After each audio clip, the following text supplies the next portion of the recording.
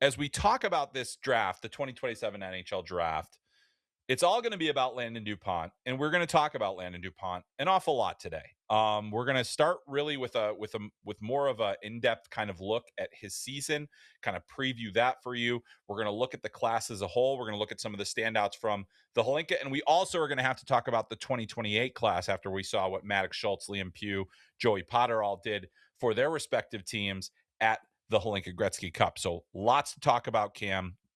I want to start with Landon DuPont. And let's start with what's freshest in our memory here, and that is his performance at the Hlinka. What did you see? What did you like? What are the things, what maybe didn't you like? What were the things that stood out to you about Landon's first foray into his NHL draft season, his long-awaited NHL draft season? I think a couple things come to mind. Number one is that he didn't need to be there. He didn't need to go to the Right. Hlinka. He could have gone to the World Junior Summer Showcase, right? Everyone's expecting he's going to be on that Canadian World Junior team. He didn't need to go back and do another round at Hlinka, but he did because they got bronze last year, right? So now he comes back as the team's best player, as their captain, looking to make amends for that bronze medal. I mean, Hockey Canada had a rough 2026, right? It was a Big tough, time. Yeah. tough year for Hockey Canada. And so for him to go back and really help lead that team, they might have been able to win gold without him, but they sure put an exclamation point with him. So I love that. I think that was a character move. It's a player who loves playing too. He loves competing. And so when he stacked it up, it's like, go and compete properly for a title or go to the World Junior Summer Showcase, which is quite literally that, a showcase. It's kind of pond hockey at Yeah. times. So I really like that about him. He was at a higher level than any other player not named Maddox Schultz, honestly. And I think that he was on another level earlier in the tournament than anybody. Schultz really ramped his game up throughout the event, and so did DuPont. I thought his best games came at the tail end of the tournament as well.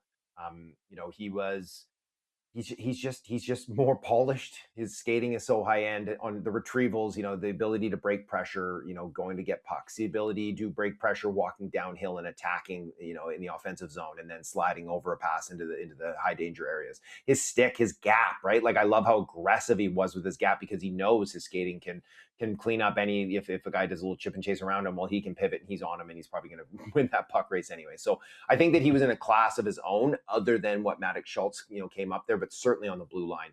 I thought it was a tremendous start for him, and talking to him afterwards, like lot better than the way that Mem Cup finished for him. It's a better feeling. The boys were fired up. He was their leader. He was their guy. I think it's a really strong start, and I think it's going to set him up well for heading to Michigan here very very shortly. Yeah, no question about it. And just, wore the C, 8 points in 5 games, 2 goals, 6 assists.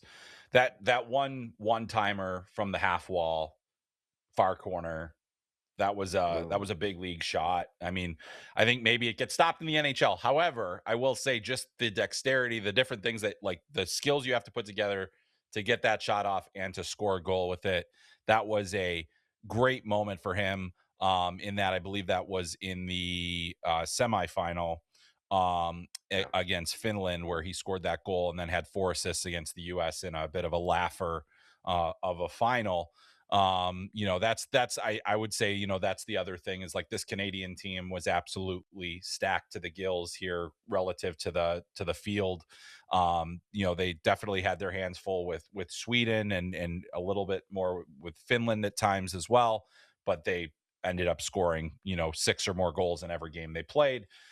And you've got a driver from the back end with DuPont, and then they obviously had just a tremendous underager in Maddox Schultz and Pugh as well. The two of them, just incredible players. Good. So that was a very good team. But what we're going to see next is, kind of set up Landon season. So that's he's now set a good baseline for the start of the season, a guy that we expected to dominate. I think that he did that.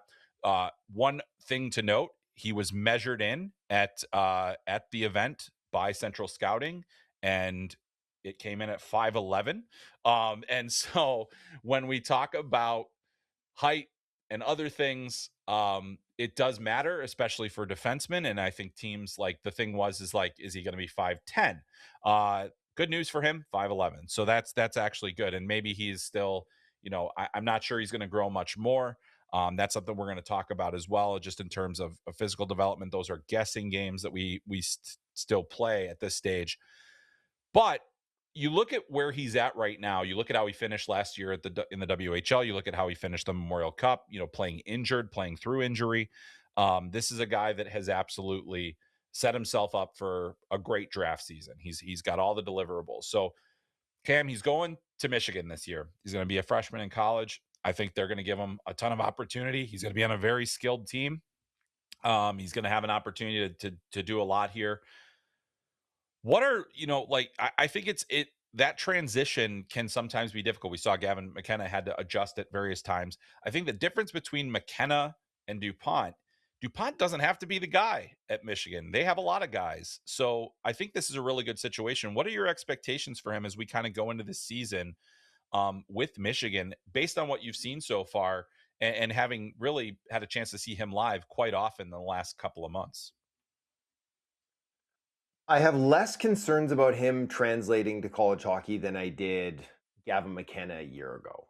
How about that? Mm-hmm. And I wasn't all that Yep. concerned about Gavin McKenna translating either. And we Right. did see that there was, a little feeling out process there, even though he was like a point game during that feeling out process. Is that the expectations were so high, CHL Player of the Year, all those big moments. But I think DuPont is better situated. Number one, he's going to a better program. He's going to be, like you said, surrounded with better talent around him. He doesn't have to just carry the water every single shift and have those guys keying in on him, right? And so opponents are going to have to look at it and be like, they've got Henry Muse, they've got Cameron Reed on the blue line too, two excellent mobile guys who can create offense as well. But then up front, they've also got a game plan against Michael Hage, and then Will Horkoff. Like there's going to be threats all over the ice that they need to key in on, so they can't just focus on Landon.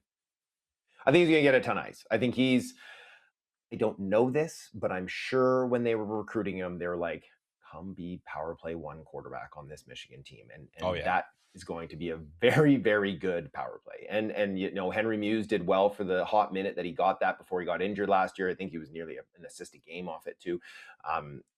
Cameron Reed, great power play quarterback himself too. But it's like, do they run two D on the top? Maybe at times. I expect they're going to run Landon at the top, and it's going to be four forwards up there, and it's going to be dynamite. And I think he's going to thrive in that situation.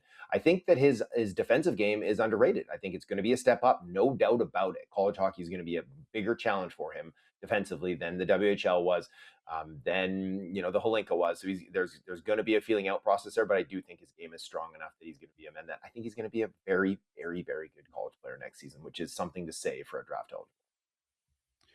Yeah, absolutely. And I agree with you. I think that his physical strength is going to be helpful. Like he's a little bit more physically developed. And, Yeah. you may have seen some, obviously questioning about like how much growth does he have left in him in terms of, he's 17, has a full beard, all those other things. Again, it's more guessing the physiology, the different things that happen. But that is something that scouts absolutely are taking a look at, and it's something that is absolutely being talked about in terms of, all right, he will get stronger, like physically stronger. You can always do that, but he's probably starting to max out a little bit in terms of his physical development. But I do think that that's going to help him make that transition as a freshman much more easily and allow him to be more of an impact player. I do think that Michigan has nothing but good options for their power play units at this point. I mean, both the first and second units are going to be among the most dangerous in the country. And yeah, I think, you look at like Cameron Reed and Henry Muse, maybe you have those two on the second pair and you for second power play, and then you have Landon at the top. But you have to earn that and continue to earn that over the course of the season. I don't really have a lot of concern about that. Where I think what I think people are going to talk about throughout the season beyond the physical development is the fact that the sub 6 foot defenseman always has a little bit more to prove. There are fewer of those players that get selected in the first round, and almost none that get selected first overall. I believe we were just talking off air. Barry Gibbs was the last 5'11" defenseman to go first overall, and that was in 1966. There are obviously tons of examples in the NHL right now of sub 6 foot defensemen being really good players in the league. Cale Makar in his draft season, 5'11". Quinn Hughes, 5'9", 5'10" in his draft season. So, you've got players like that. the appetite for that type of player is still there.